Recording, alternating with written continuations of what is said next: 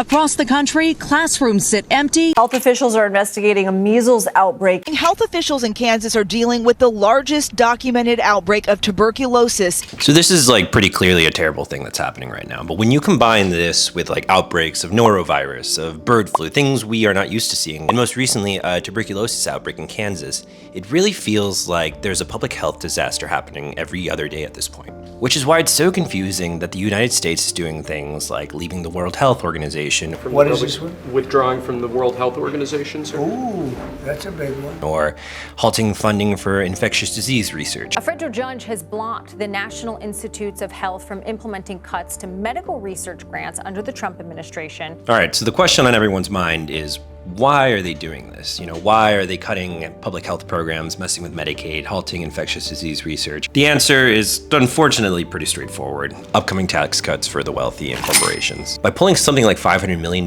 in funding from the World Health Organization, Trump is attempting to pay for, or at least soften the blow for his upcoming tax cuts that he promised over and over during the course of his campaign. Because you're all people that have a lot of money. I know 20 of you and you're rich as hell.